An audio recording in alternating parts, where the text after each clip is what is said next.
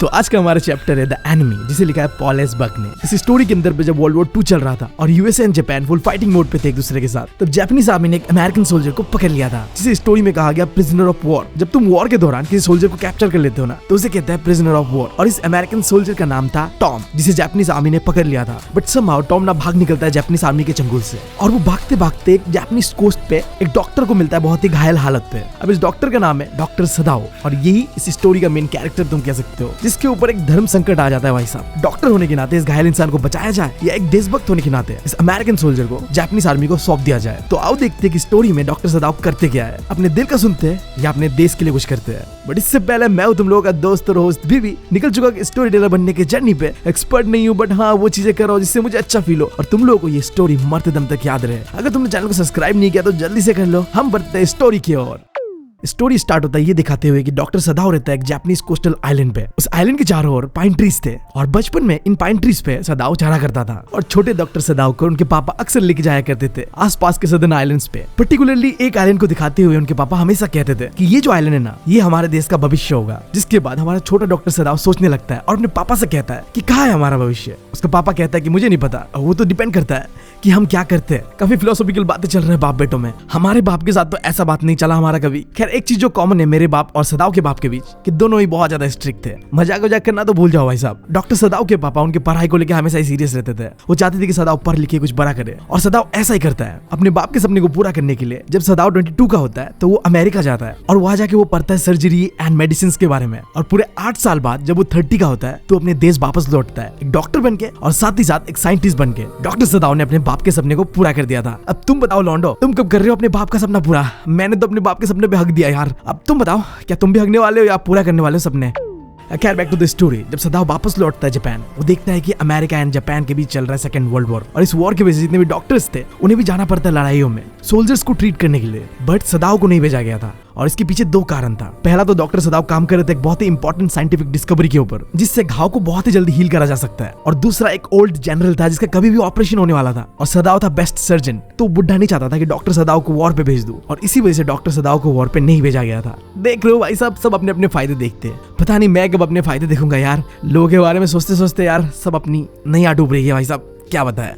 अब आगे स्टोरी में डॉक्टर सदाओ के बारे में मैंने जो भी चीजें तुम्हें बताया, डॉक्टर सदाओ का बचपन, कैसे ऊपर लिखे एक साइंटिस्ट डॉक्टर बनते हैं, ये सारी चीजें डॉक्टर सदाओ अपने घर के बैल्कनी में बैठे बैठे सोच रहे होते हैं। और साथ ही साथ उस बैल्कनी से समुद्र का व्यू दिख रहा होता है, जहाँ पूरा समुद्र कोहरे से, मिस्ट से भरा हुआ था। अब इस बदलते हुए मौसम को देख के डॉक्टर सदाओ अपने बीवी और 2 बच्चों के पास रूम पे जाने वाले थे। बट तभी दरवाजे से निकलती है उसकी बीवी हाना, और यहीं पे शुरू होता है एक बहुत ही छोटा सा रोमांटिक वाला सीन। दोनों एक दूसरे को पकड़ के समुद्र की ओर देख रहे थे और समुद्र का मजा ले रहे थे। अब यहाँ पे ना मैं डॉक्टर सदाओ को देख के थोड़ा जल रहा हूँ यार। मैं एक इंसान जिसने आज तक समुद्र को देखा तक नहीं, और दूसरी तरफ डॉक्टर सदाओ जिसने अपना बचपन भी वही बिताया और अब अपना जवानी और अपने बीवी के साथ भी वही पे रोमांटिक मोमेंट चल रहा है। ये गलत है भाई साहब।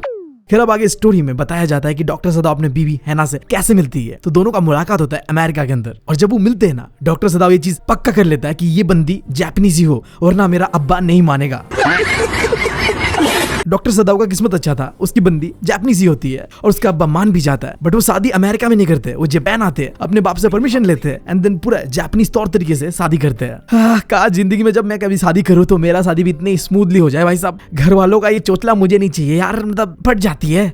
खैर, अब स्टोरी में डॉक्टर सदाओ बताता है कि वो मिला हाना से पहली बार प्रोफेसर हार्ली के घर में। अब ये प्रोफेसर हार्ली ना अपने स्टूडेंट्स को अपने घर पे इनवाइट करता था खाने पीने को, बट डॉक्टर सदाओ को इनके घर में जाना बिल्कुल पसंद नहीं था। एक तो उनका घर बहुत छोटा था, खाना बकवास था, और प्रोफेसर हार्ली की बीबी वो तो एक नंबर की बातूनी औरत थी। जो इकलौता चीज डॉक्टर सदाओ को प्रोफेसर के घर में पसंद आया था वो था हाना। पहले ही नजर पे प्यार होता है, शादी होता है, 2 बच्चे का बाप माँ बनते हैं, और बैक टू प्रेजेंट उन हसीन दिनों के बारे में सोचते हुए दोनों एक दूसरे के बाहों में समुद्र का मजा ले रहे होते हैं। पर तभी उन दोनों के सामने उस काले धुंध से एक छाया बाहर निकलते हुए देखता है। वो देखते हैं कि एक इंसान उस काले धुंध से रेंगते हुए समुद्र के लहरों से लड़ते हुए किनारे पे आ रहा है। डॉक्टर सदाओ को लगता है कि शायद ये कोई मछुआरा होगा, जिसे देखने के लिए दोनों कपल दौड़े दौड़े उसके पास जाते हैं। दोनों देखते हैं कि वो इंसान बुरी तरीके से घायल है और वो जमीन पे पड़ा हुआ है। डॉक्टर सदाओ ने उस घायल इंसान को पलटा, और जब चेहरा देखा ना, दोनों के दोनों डर गए। उनके सामने था एक गोरा इंसान जिसके लंबे लंबे येलो दाढ़ी था और वो बुरी तरीके से घायल था। उसके कमर के नीचे ऐसा लग रहा था कि किसी ने गोली मारा है, जिससे खून बह जा रहा था। बहते हुए खून को रोकने के लिए डॉक्टर सदाओ ने उस घायल इंसान की घाव पे कुछ जड़ी जड़ी बूटी डाल दिया जिससे कि खून थोड़ी देर के लिए सही रुक जाए। एंड इसके बाद डॉक्टर सदाव देखता है कि बगल में एक टोपी पड़ा हुआ है जो कि उसी घायल इंसान का है। और जब उस टोपी को उठा के देखते हैं तो वहां पे लिखा हुआ था यूएस नेवी, जिससे अब दोनों को पता चल चुका था कि ये अमेरिकन नेवी से है, जो कि प्रिजनर ऑफ वॉर है। मतलब ये इंसान एक अमेरिकन सोल्जर है जो जापानीज आर्मी के हाथ से भागा हुआ है। उन दोनों को समझ आता है कि ये घायल इंसान हमारे देश का दुश्मन है। अब यहाँ पे अगर कोई भी नॉर्मल इंसान होता तो इस इंसान को पकड़ के जापानीज आर्मी को सौंप देता, बट यहाँ पे डॉक्टर सदाव था एक डॉक्टर, वो ये चीज कर नहीं पाया। दोनों पति पत्नी ने डिसाइड किया कि इसे घर लेके जाते हैं, हील करते हैं, जब ये ठीक हो जाएगा पूरी तरीके से तब इसे हम जापानीज आर्मी को सौंप देंगे। अब इसके बाद डॉक्टर सदाव और उसकी पत्नी हाना उस घायल सोल्जर को लेके डॉक्टर सदाव के पापा के रूम पे लेके लेटा देते हैं। एक समय में ये रूम डॉक्टर सदाव के पापा का हुआ करता था, बट अब ये रूम खाली था तो यहीं पे इस घायल सोल्जर को लेटा दिया जाता है। अब आगे हाना कहती है कि वो सोल्जर बहुत ही गंदा दिख रहा है, उसे साफ करना होगा। तो डॉक्टर सदाव कहता है कि लेके आओ पानी, मैं साफ कर देता हूँ।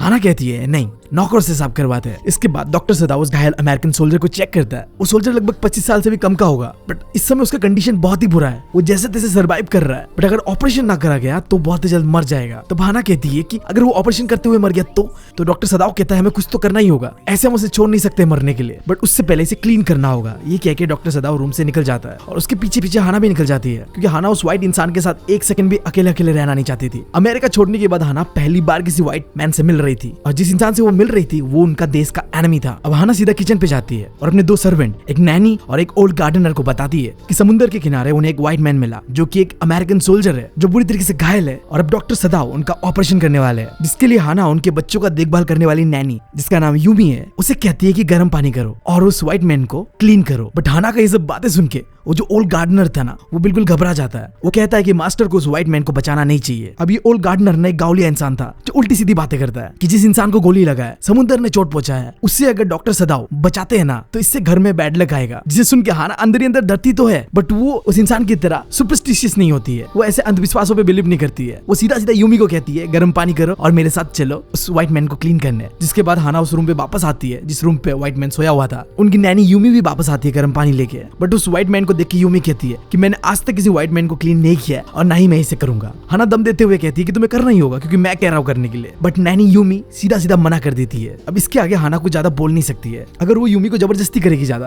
तो यूमी जाके शायद जापानीज आर्मी को खबर कर दे कि हमारे घर में ऐसा ऐसा एक अमेरिकन सोल्जर को हमारे मालिक ने छुपाया हुआ है, और अगर ये खबर जापानीज आर्मी को पता चल गया ना कैसे भी तो इससे डॉक्टर सदाव और उसकी पत्नी का तो बैंड बज जाएगा भाई साहब। तो हाना खुद ही अपने हाथों से उस व्हाइट मैन को क्लीन करने लगती है, और उसी बीच डॉक्टर सदाव भी रूम के अंदर एंटर करता है। डॉक्टर सदाव ने सर्जन वाले कोट पहने हुए थे और अपने हाथ पे ऑपरेशन करने के लिए जो भी चीजें चाहिए होता है उसके लिए एक इमरजेंसी बैग भी कैरी करा हुआ था, जिसे देखे हाना सीधा सीधा पूछती है कि तुमने डिसाइड कर लिया है कि सर्जरी करना ही है। डॉक्टर सदाव कहता है कि हाँ।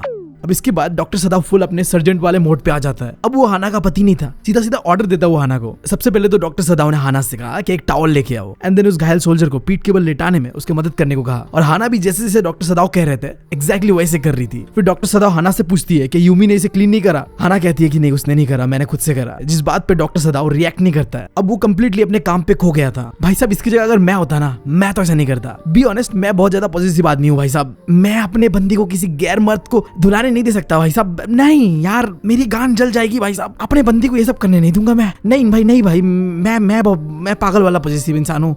कैसा बंदा है यार ये, इतना प्रोफेशन पे घुस गया अपना। खैर मेरे दिमाग में गंदे गंदे ख्याल आ रहे हैं जिसके बारे में बात नहीं करते हैं। Back to the story.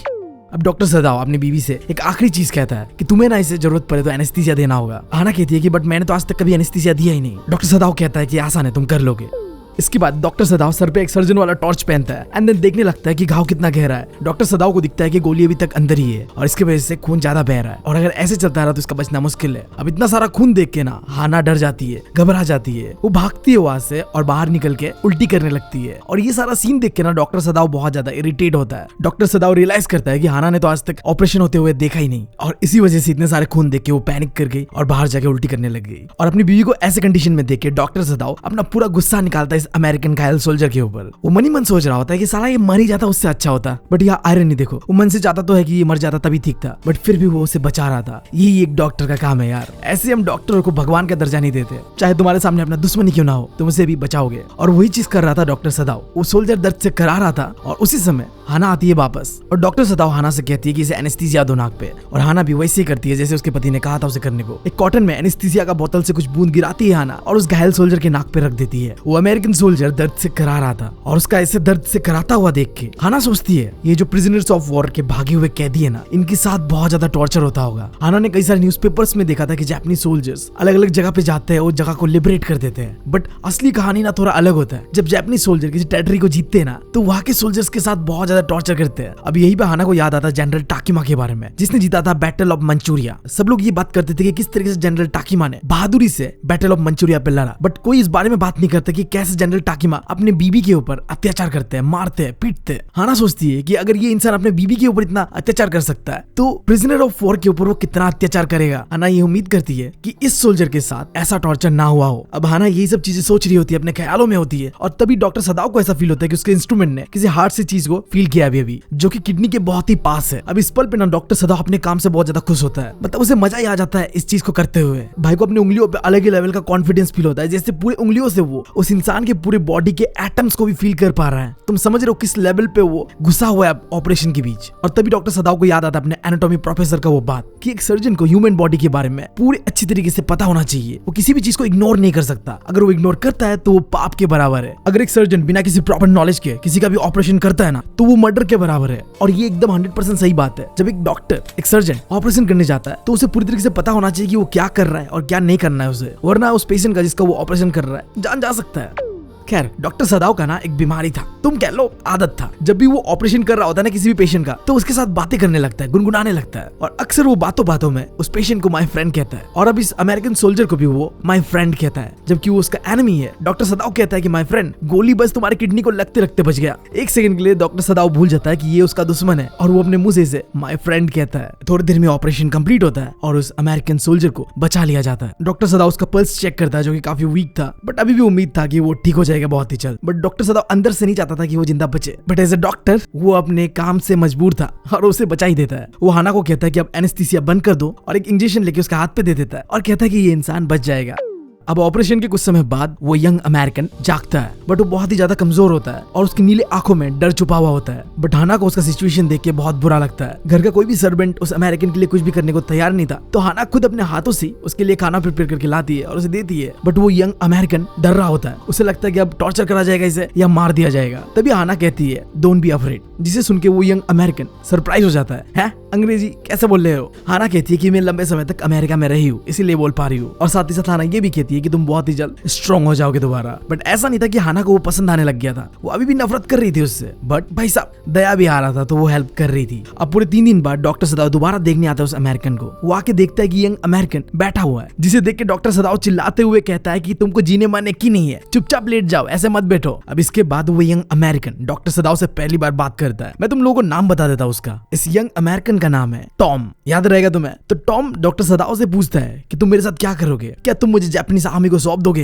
जिसके जवाब में डॉक्टर सदाओ कहता है कि मुझे अभी नहीं पता कि मैं तुम्हारे साथ क्या करूंगा। अभी कानून के हिसाब से डॉक्टर सदाओ को इस अमेरिकन को पुलिस को सौंप देना चाहिए, जिसे सुन के वो अमेरिकन कहता है कि नहीं ऐसा मत करना। जिसके जवाब में डॉक्टर सदाओ कहता है कि अब तुम मुझसे कुछ भी बातें मत करना, अपना नाम तक मत बताओ जब तक मैं ना पूछूं। ये कह के वो उसके रूम से बाहर निकलता है। बाहर हाना इंतजार कर रही है डॉक्टर सदाओ का। वो कहती है कि घर के नौकर ना अनसेफ फील कर रहे हैं अभी घर पे, वो घर पे रहना नहीं चाहते क्योंकि ये अमेरिकन इस घर पे रहता है। यहाँ तक कि उनको ऐसा लगने लगा है कि डॉक्टर सदाओ और हाना दोनों भी अब अमेरिकन बनते जा रहे हैं। वो इतने सालों से अमेरिका में क्या है, तो अब अमेरिकन के लिए सिंपैथी ज्यादा ही कुछ आ रहा है इनका। जिसके जवाब में डॉक्टर सदाओ हाना से कहता है कि ऐसा नहीं है, अमेरिकन हमारा एनिमी है, बट मुझे इस तरीके से ट्रेन करा गया है कि अगर कोई इंसान को मैं बचा सकता हूँ तो मैं कोशिश करूंगा उसे बचाने को, और वही मैं कर रहा हूँ। अब हाना कहती है बट ये चीजें हमारे नौकरों को समझ नहीं आ रहा। डॉक्टर सदाओ कहता है कि हाँ मुझे पता है, वो लोग इस बात को कभी नहीं समझेंगे। अब स्टोरी में आगे डॉक्टर सदाओ के सर्वेंट्स को कन्वर्सेशन करते हुए दिखाया गया है, जहाँ वो अपने मालिक को जज कर रहे हैं। 3 सर्वेंट्स होते हैं। पहला ओल्ड गार्डनर, जो कहता है कि हमारे मास्टर को पता था कि उन्हें क्या करना है। जब वो इंसान ऑलमोस्ट मरने ही वाला था तो मास्टर ने उसे बचाया क्यों। जिसके जवाब पे डॉक्टर सदाओ का खाना बनाने वाला कुक कहता है मास्टर को ना अपने काम पे बहुत घमंड है और इसीलिए मास्टर किसी को भी बचा लेते हैं। फिर डॉक्टर सदाओ की नैनी यूमी कहती है बट उन्हें बच्चे के बारे में सोचना चाहिए, अगर बाप को ट्रेटर बना के पनिशमेंट दिया गया तो उन बच्चों का क्या होगा। अब जब ये तीनों सर्वेंट्स की कन्वर्सेशन कर रहे होते हैं ना, तो ये सारे कन्वर्सेशन को हाना सुन रही होती है और और सर्वेंट भी ऐसा नहीं कि छुपा रहे होते, वो जानबूझ के सुनाते हुए, टोंट मारते हुए ये कन्वर्सेशन कर रहे होते हैं। अब इसके बाद स्टोरी में सीन शिफ्ट होता है हाना और उस अमेरिकन सोल्जर के बीच के कन्वर्सेशन को दिखाते हुए, जहां वो अमेरिकन सोल्जर पहली बार कहता है कि उसका नाम टॉम है। बट हाना ये सुनती तो है बट उसका जवाब नहीं देती है, जो कि क्लियरली शो कर रहा था कि हाना उस इंसान से अटैच नहीं हो रही थी। हाना के लिए वो इंसान एक प्रिजनर था, एक एनिमी था। अब इसके बाद डॉक्टर सदाओ हर दिन उस अमेरिकन प्रिजनर को आके चेक करता था, और जैसे उसके ऑपरेशन के घाव सूख जाते हैं तो उसकी सिलाई खोल देते हैं एंड कहते हैं कि 2 हफ्तों में तुम पूरी तरीके से ठीक हो जाओगे। और इसके बाद डॉक्टर सदाओ सोचते हैं कि अब जाके मैं चीफ ऑफ पुलिस को रिपोर्ट कर दूंगा कि मेरे पास एक प्रिजनर है और आप इसे पकड़ के लेके जाइए। वो अपने टेबल पे आके बैठते हैं एंड टाइपराइटर पे लिखने भी लेते हैं, बट अंदर से आता है कि नहीं करना, हेजिटेट करते हैं एंड वहीं पे वो चीज को छोड़ देते हैं। उस अमेरिकन सोल्जर के डॉक्टर सदाओ के घर में आए 7 दिन बीत चुके थे, और पूरे 7 दिनों बाद 2 बड़े-बड़े इवेंट अब डॉक्टर सदाओ के साथ होने वाला था। पहला चीज, सुबह सुबह जितने भी काम करने वाले सर्वेंट्स थे ना, वो डिसाइड करते हैं कि अब हमें नहीं रहना यहाँ, वो घर छोड़ के जाने वाले थे। बच्चों का केयर करने वाली नैनी हाना से कहती है, अगर बच्चे मुझे याद करे तो तुम्हें पता है मेरा घर कहाँ है, भेज देना। बट हाना कहती है बिल्कुल साफ साफ, चाहे वो जितना भी रोए मैं तुम्हें नहीं बुलाऊंगा। अब इसके बाद सारे सर्वेंट्स घर छोड़ के चले जाते हैं, और फिर शाम को दूसरा इवेंट होता है। हाना देखती है कि उसके घर के दरवाजे में एक गवर्नमेंट मैसेंजर फुल यूनिफॉर्म में आया हुआ है, जिसे देख के हाना सोचती है कि पक्का नौकरों ने अथॉरिटी को इन्फॉर्म कर दिया है जो भी हम कर रहे हैं उसके बारे में। वो दौड़े दौड़े जाके ये बात डॉक्टर सदाओ को बताता है, और डॉक्टर सदाओ आता है और पूछता है क्या बात है। वो मैसेंजर कहता है कि आपको चलना पड़ेगा मेरे साथ पैलेस, ओल्ड जनरल बहुत ही दर्द में है। डॉक्टर सदाओ कहता है कि बस इतना ही। मैसेंजर कहता है कि हाँ इतना काफी नहीं था क्या, तुम कुछ और सुनना चाहते थे। डॉक्टर सदाओ कहता है कि नहीं। अब डॉक्टर सदाओ ओल्ड जनरल के पास जाने से पहले एक आखिरी बार अपने बीबी से मिलती है किचन पे जाके। उसकी बीबी आना बहुत डरी हुई थी, उसे लग रहा था कि वो मैसेंजर अरेस्ट करने के लिए आया है। डॉक्टर सदाओ कहता है कि ऐसा कुछ नहीं है, तुम घबराओ मत। अब वो जनरल के पास जाएगा और सारी चीजें बताएगा और इस चीज से अपने फैमिली को बाहर निकालेगा। इसके बाद डॉक्टर सदाओ जाके जनरल से मिलता है, सारी बातें बताता है। तो जनरल कहता है कि मैं समझ रहा हूँ तुम क्या कहना चाह रहे हो, क्योंकि मैं पढ़ा हुआ प्रिंसटन यूनिवर्सिटी से, जो कि यूएसए में है। काफी कम जापानीज लोगों ने वहां से डिग्री लिया है। डॉक्टर सदाओ अपने आप को डिफेंड करते हुए कहता है, मैं ना उस इंसान के बारे में बिल्कुल केयर नहीं करता, वो तो बस घायल था तो मैंने उसका ऑपरेशन कर दिया और वो ऑपरेशन सक्सेसफुल हो गया। जिस बात से जनरल खुश होता है और कहता है अब तो तुम्हें बचाना ही होगा यार, तुम मेरे लिए काम के बंदे हो। फिर जनरल डॉक्टर सदाओ से पूछता है कि जैसा अटैक आज मुझे आया था वैसे और आ गया तो मैं बचूंगा कि नहीं बचूंगा। डॉक्टर सदाओ कहता है कि एक अटैक तो ठीक है, बट उससे ज्यादा आया तो फिर दिक्कत हो जाएगा। अब ये सुन के जनरल घबरा जाता है, एक समय के लिए तो गहरे सोच पे खो जाता है, और फिर कहता है तुम अरेस्ट नहीं हो सकते। मान लो कि तुम अरेस्ट हो गए और तुम्हें सजाए मौत दे दिया गया और अगले दिन ही मेरा ऑपरेशन करना पड़ गया, फिर तो मेरा सीन खत्म है ना। फिर डॉक्टर सदाओ कहता है कि मेरे अलावा भी और ढेर सारे सर्जेंट है, बट जनरल को डॉक्टर सदाओ ही चाहिए था। उसे बाकी सर्जेंट पे भरोसा नहीं था जितना डॉक्टर सदाओ पे था। भाई साहब अमेरिकन रिटर्न था ना, और भाई साहब जो अमेरिका से लौटता है वो तो बहुत खतरनाक होता है, पता ही तुम्हें। हमारे यहाँ में एक भैया कुछ काम की वजह से अमेरिका गया था, एंड देन वो 1 साल रहा होगा, और वापस जब आया ना भाई साहब, जब वो अमेरिका गया था तो वो लप्पू सा था, कोई उसे भाव नहीं देता था। बट वो अमेरिका से आने के बाद भाई साहब उसका और अलग हो गया,